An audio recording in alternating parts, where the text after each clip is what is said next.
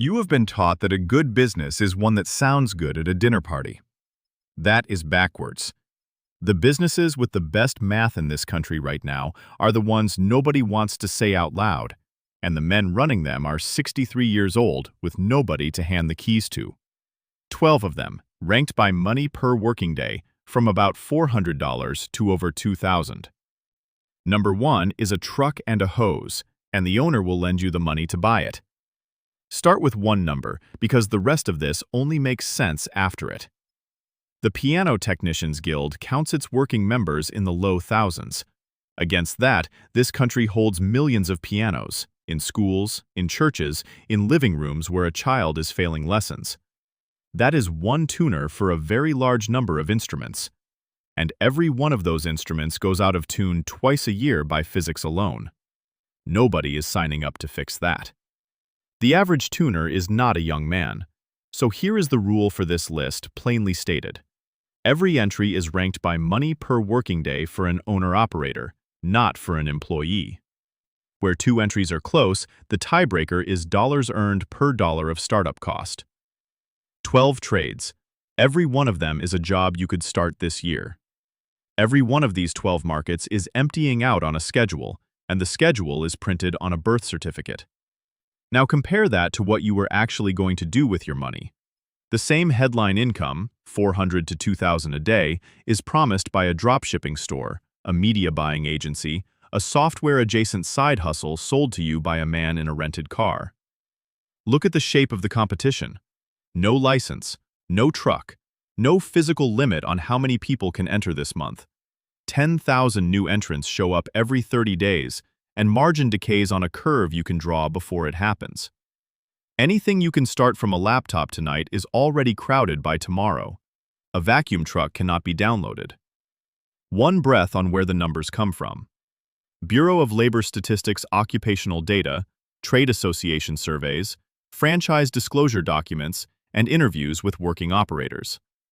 These are ranges for people doing this work full-time, not guarantees, and several of them I will flag out loud as estimates. None of this is passive. This is not financial or legal advice.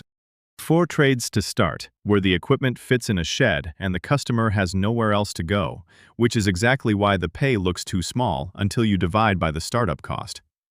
Watch what happens to the price when the last guy in the county closes. Number 12.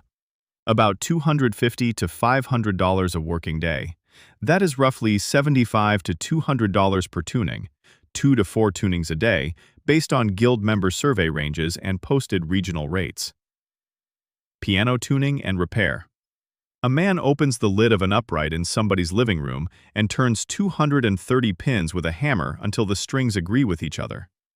The customer is a school district, a church, a concert hall, or a parent. The instrument drifts out of tune whether anyone plays it or not, so the calendar does the selling. Your tools are a tuning lever, a set of mutes, and an electronic device, $1,000 to $2,000 all in.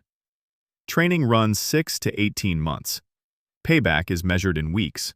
The barrier is long skill acquisition stacked on aging owners with no successors. The ear takes a year. The customer list takes a decade. And somewhere right now, a concert tuner is standing in a dark, empty hall at 6 in the morning, listening for 1 wobble per second. Sound pays badly and reliably. What if the customer is not a person with a hobby, but an animal that cannot walk without you? Number 11. About $300 to $800 a working day. Roughly $150 to $300 per horse, 4 to 8 horses between breakfast and dark. That range comes from American Farrier's journal reader surveys and should be treated as an estimate. Farrier. A man bends over, locks a horse's foot between his knees, and nails a curved iron shoe onto it. The customer is a boarding barn or a horse owner, and hooves grow. Every 5 to 8 weeks, forever, or the animal goes lame. Anvil, forge, and a truck bed rig run $8,000 to $15,000. School is 8 to 26 weeks. With a full book, you are paid back inside a year. Sit with that ratio for a second. 6 months of training against a day rate a lot of office workers never touch. The barrier is physical difficulty and danger. kicks, crushed fingers, and a lower back that files for retirement at 50. Nobody licenses you. Liability insurance is standard, and you will want it. The detail people remember is the smell of burning hoof when a hot shoe is set. Farriers say you stop noticing it in month 3. That one costs you your spine. The next costs you nothing but a shed and a willingness to sharpen what everybody else throws away. Number 10. About $300 to $600 a working day.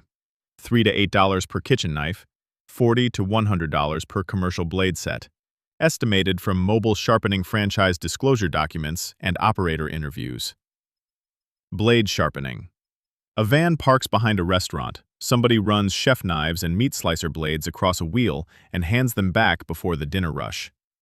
The customer is a restaurant, a butcher, a barber, a lumber mill, a meat plant. Dull blades cause injuries and failed inspections, so this is not a preference. Grinding equipment and a van cost $15,000 to $40,000, or $3,000 if you work out of a shed and let people come to you. A route pays back in 1 to 2 years. The barrier is boredom, and I mean that as a compliment to the trade. It is the same motion for 6 hours, and the route is built by knocking on back doors and being told no. Here is the part operators actually make money on. The best accounts are not restaurants at all. They are dog groomers who buy clipper blades in sets of 30. Boredom is a barrier you can buy your way through. Fire is not. Number 9. About $400 to $900 a working day. $200 to $400 per inspection and sweep. $4,000 to $15,000 for a liner or a crown rebuild, based on certified operator pricing reported through the Chimney Safety Institute of America. Chimney sweeping and masonry repair. A man on a roof pushes a wire brush down a brick flue while a vacuum hose catches the soot below. The customer is a homeowner with a wood stove, and behind him stands an insurance company or a home sale inspection demanding a certificate before money changes hands. Rods, brushes, a camera, a vacuum, and ladders run $10,000 to $25,000. Certification takes weeks.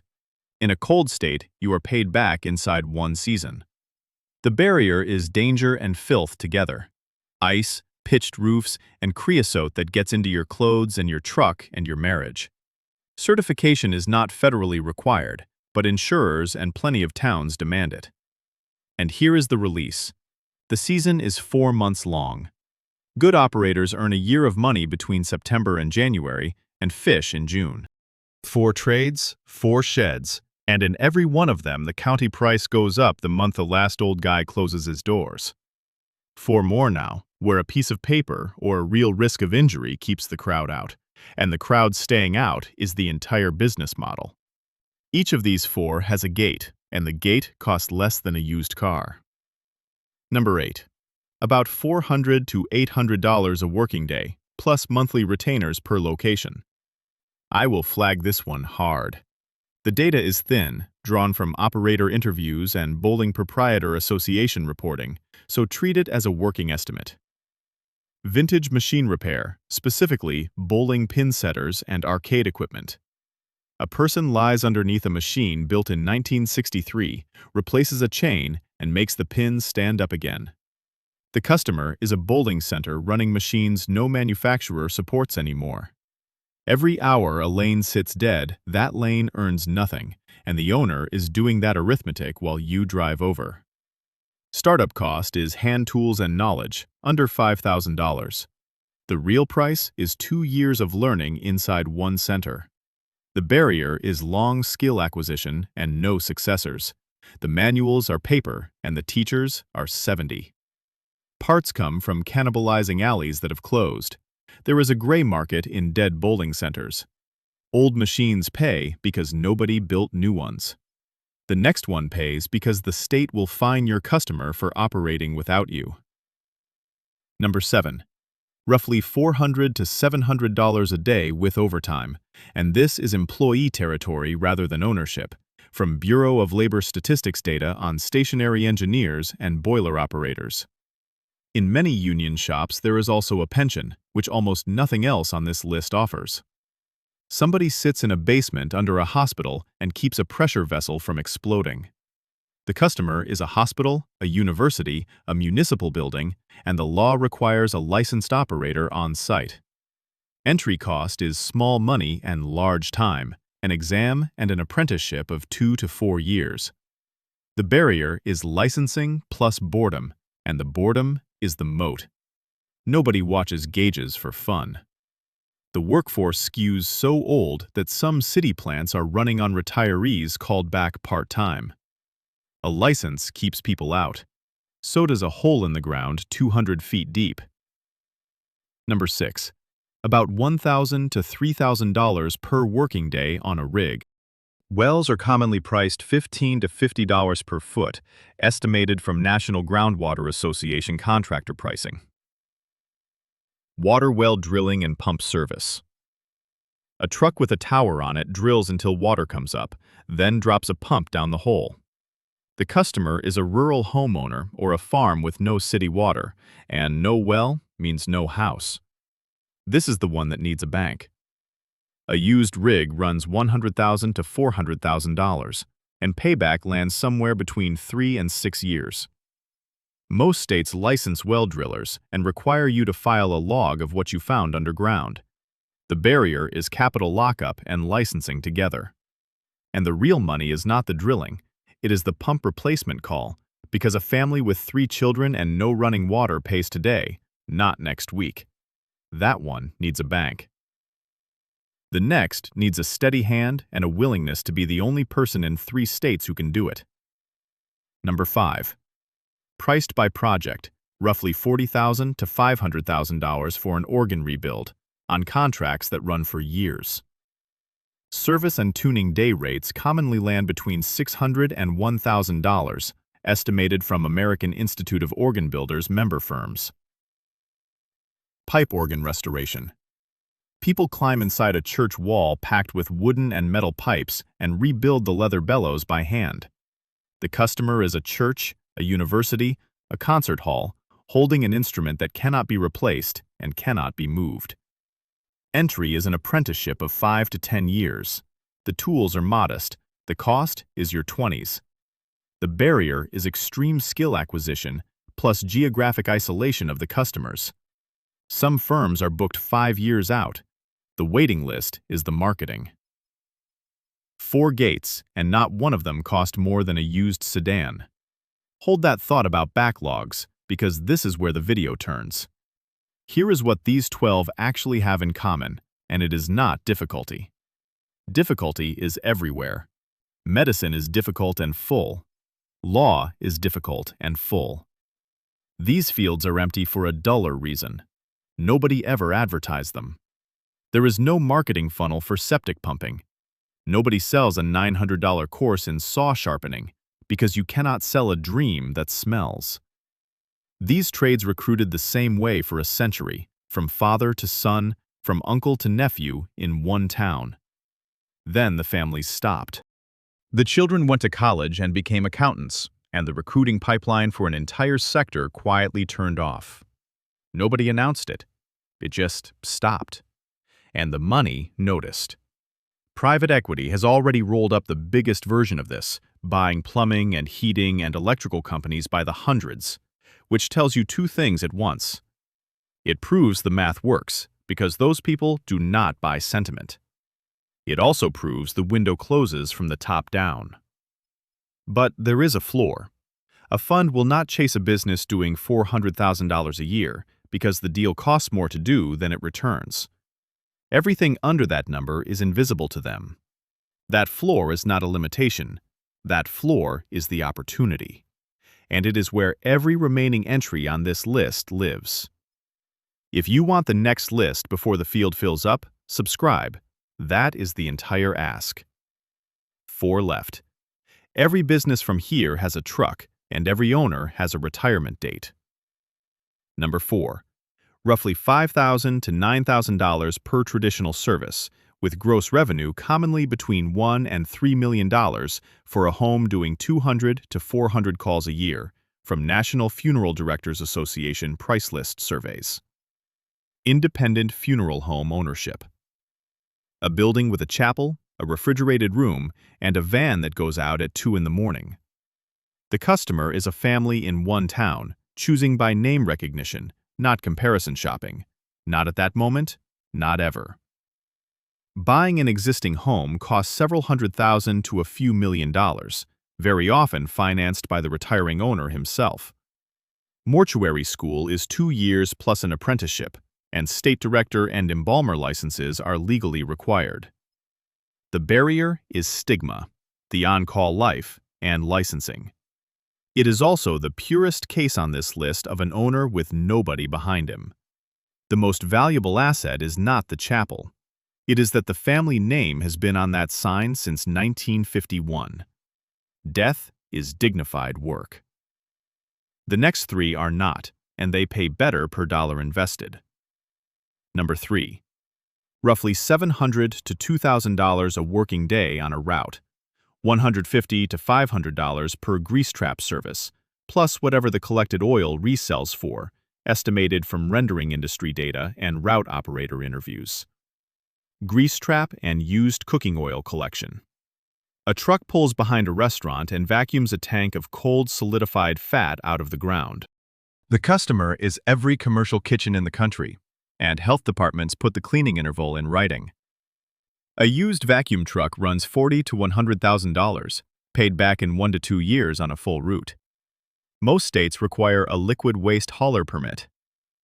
The barrier is disgust, plainly stated. Here is the detail that tells you the margin is real. Used fryer oil gets stolen so often that the industry has a name for it: grease theft. The bins have locks. Bad smell, good margin. Now double the smell and add a federal safety standard. Number 2. Crews commonly bill $1,000 to $5,000 a day, and I will flag that hard as bid dependent and variable from industrial services contractor bid records. Hazardous and industrial tank cleaning. A person in a suit breathing through an airline climbs inside an empty fuel tank and scrapes sludge off the walls. The customer is a refinery, a fuel depot, a manufacturer staring at an environmental inspection deadline that does not move. Entry means HAZWOPER training, confined space certification, equipment, and insurance that costs real money. Tens of thousands of dollars before your first job. The barrier is danger with licensing on top. Confined space entry kills people in this country every year, which is exactly why OSHA writes the permit rules. And the billing tells the whole story. The clock includes standby time. 2 men sit outside the hatch, paid full rate, to do nothing but watch the one inside. That one can kill you. Number 1 only insults you, and it is the one the retiring owners cannot sell. Number 1. Owner-operator days commonly land between $800 and $2,000 gross. Portable toilet rental runs $100 to $200 per unit per month with weekly service. Septic pump-outs commonly bill $300 to $700 per tank, at 4 to 10 tanks a day. Those ranges are estimates from Portable Sanitation Association International and on-site wastewater operator data. Portable sanitation and septic route ownership. A truck with a tank and a hose. In the morning, it empties plastic booths on a construction site. In the afternoon, it empties a family's septic tank in a yard. Look at who pays. Construction sites are required by OSHA to provide toilets, so that is law, not preference. Event promoters need them in one weekend spikes. And roughly 20% of American households sit on a septic system with no municipal sewer behind it. Nobody skips this bill. The alternative arrives inside the house. The money in. A used vacuum truck runs $60,000 to $150,000. Units cost around $600 each. Payback commonly lands at 2 to 4 years, and faster if you skip building and simply buy an existing route. State septage hauler permits and disposal manifests are legally required, so this is not a truck and a prayer. Now the part that makes it number 1. The barrier is disgust married to aging owners with no successors, and this is the purest version of it in the entire video. The owners are in their 60s, their children became accountants, and a stranger who has never smelled the work will not buy the business, So these men are selling on seller financing, lending you the purchase price out of the future revenue of the route they spent 30 years building. That is the only entry on this list where the seller hands you the money and the keys in the same conversation. Two more things. At a music festival, those blue booths are the highest revenue per square foot on the grounds, and nobody photographs them. And the contracts renew monthly by default, forever, because not one customer on earth wakes up wanting to shop around for this. 12 markets, one schedule, printed on a birth certificate, and the only people reading it are the ones already holding the wrench. You are not competing with young people. You are waiting out old ones. Next, 12 businesses private equity is buying right now, and the exact revenue number where they stop caring. Watch that one now, because under that number, the field is still yours.